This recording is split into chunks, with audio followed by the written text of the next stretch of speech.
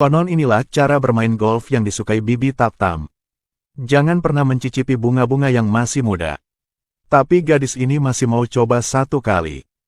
Pria itu meniup tongkatnya untuk keberuntungan. Lalu dengan hati-hati memasukkan bola ke dalam lubang. Yang menyebabkan mereka gila seperti ini. Karena mereka udah menganggap kecintaan mereka sebagai permainan mendebarkan. Pria ini adalah mafia. Sehingga mereka tidak memperhatikan keadaan. Juga tidak memperhatikan etika moral. Bahkan sahabat ini tidak bisa menahan. Tak disangka di negara Turki yang romantik ini. Pertemuan sebelum menikah dilarang. Hal ini yakin nantinya mereka harus dihukum. Keesokan harinya, pernikahan mereka diadakan. Saat mereka memakai cincin. Juga menunjukkan kehidupan manis sepasang ini akan dimulai. Tetapi keduanya terlalu gila. Malam pernikahan tapi membuat menjadi TKP. Adegan selanjutnya terlalu menakutkan. Permisi saya lewat adegan ini. Tidak bisa tidak berkata. Kehidupan orang kaya memang bosan. Waktu manis sangat pendek. Pelan-pelan, Laura menyadari keinginan Massimo terlalu banyak. Bahkan dia makan bersama sahabat. Massimo juga menduga dia. Karena hal ini mereka udah saling bertengkar. Kemudian, Massimo tidak mengizinkan Laura keluar sendiri. Hal ini membuat dia tidak nyaman. Massimo mau lebih ikat Laura. Massimo membeli sebuah perusahaan busana harganya ratusan miliar. Sekaligus minta maaf kepadanya. Dan berkata nantinya akan tidak kontrolnya lagi. Setelah Laura mendengar dia sangat suka. Untuk membalas, dia menyiapkan kejutan untuk Massimo. Massimo sangat ragu-ragu untuk tunggu. Sebab dia mencintai Laura seperti ini, itulah dia membuat Massimo merasa aneh. Setelah makan dan minum, Massimo berkata dia ada saudara kembar. Laura sangat penasaran. Karena sebelumnya dia belum pernah menyebut hal ini. Di upacara pernikahan mereka, adik dia juga tidak menghadiri. Awalnya dia mau mengetahui. Tapi Massimo ragu-ragu. Tampaknya sedang menyembunyikan sesuatu. Hari-hari kemudian. Setiap hari ada banyak pesta mewah yang harus menghadir. Awalnya sangat gembira. Pelan-pelan Laura merasa bosan dan lelah. Hari ini, mendengar masih ada sebuah pesta. Akhirnya dia tidak bisa menahan lagi. Tapi Massimo pikir dia tidak sopan. Memarahi dia lalu meninggalkan. Sekejap mata, Laura melihat seorang yang mirip Massimo. Mantan pacarnya juga maju ke arah orang itu. Laura segera ikut. Pergi ke arah suara, dia maju ke ruang di ujung lobi. Tapi saat dia membuka pintu, adegan di depan membuat dia sangat terkejut. Inilah cara terbagus untuk lupa masa lalu.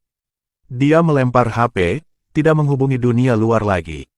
Kemudian menyuruh sopir mengantar dirinya ke rumah dia. Tapi yang dia tak sangka, lelak miskin ini tinggal di villa luasnya ribuan kilometer persegi. Nacho memasak makanan siang untuk dia. Mereka bercakap-cakap dengan senang. Tapi gelas yang dipegang oleh Laura tiba-tiba jatuh. Nacho takut dia terluka sehingga menggendongnya. Lihat pria yang sopan ini. Hati Laura tiba-tiba berasa dengannya. Selama waktu kemudian, mereka sebagai sepasangan yang sedang cinta mencintai. Pada siang hari mereka bermain di pantai. Pada malam hari mereka menikmati makanan dan minuman. Menonton film bersama. Kadang-kadang Laura mengingat masa lalu. Tapi ingat kehinatan Massimo, dia masih patah hati.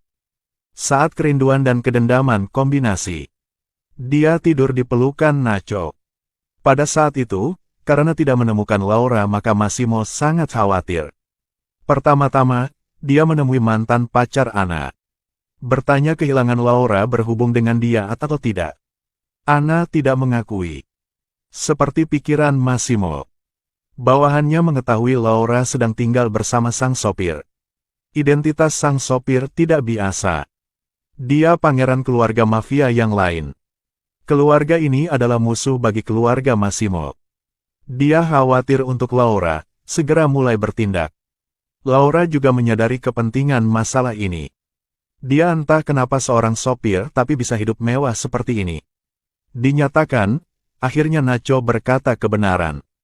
Ternyata orang yang Laura melihat pada malam hari itu bukan Massimo. Itulah adik kembarnya. Bahkan Nacho sebagai sopir untuk Laura juga diatur.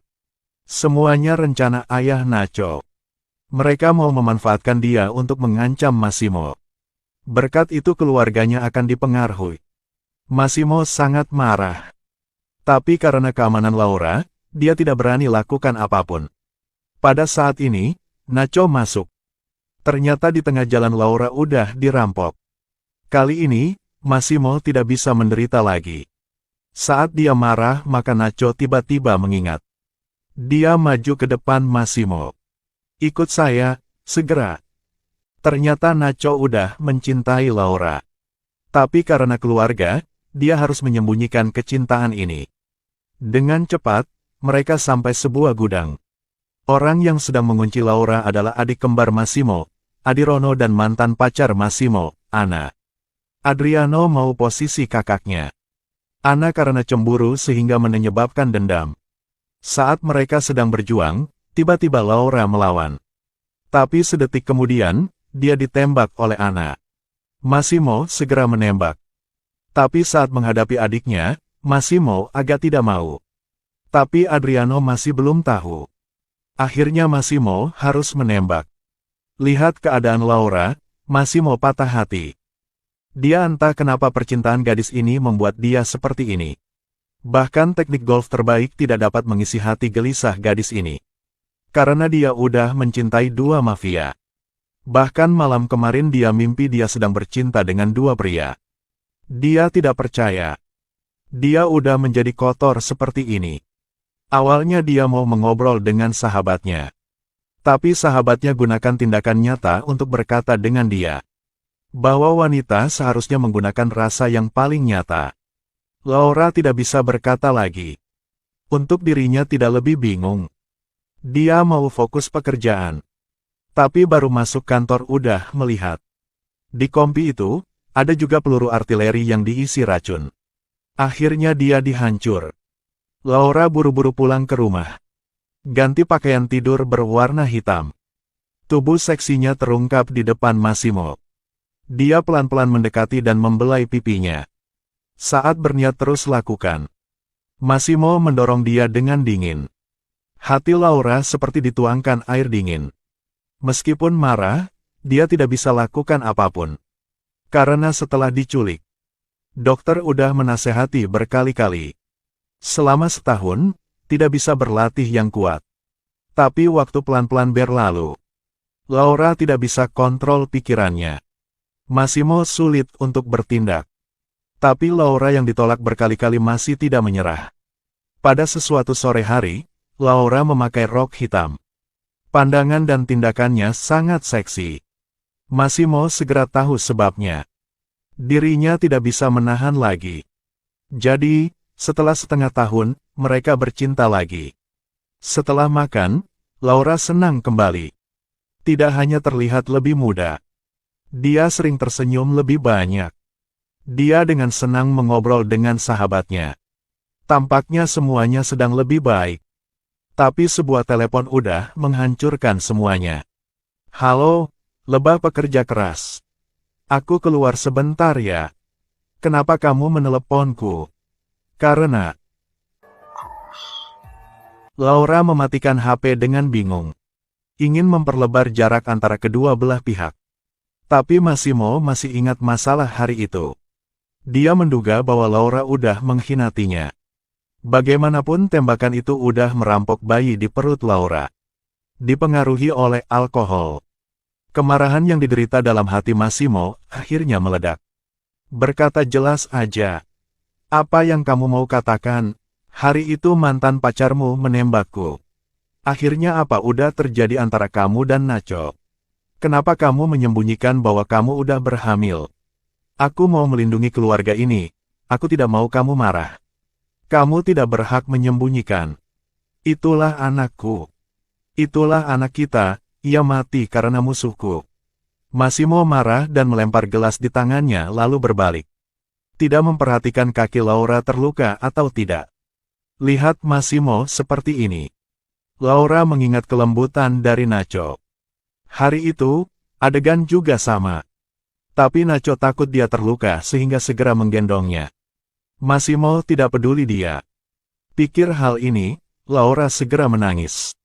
Sejak itu, antaranya ada masalah. Tidak manis seperti masa lalu. Sampai saat Laura menghadiri pesta di perusahaan. Satu kali lagi menemui Nacho. Pandangan dia masih lembut. Tampaknya Laura tidak bisa melawan. Momen itu, dia udah ada pikir yang keberanian. Momen itu, dia udah ada pikir yang keberanian.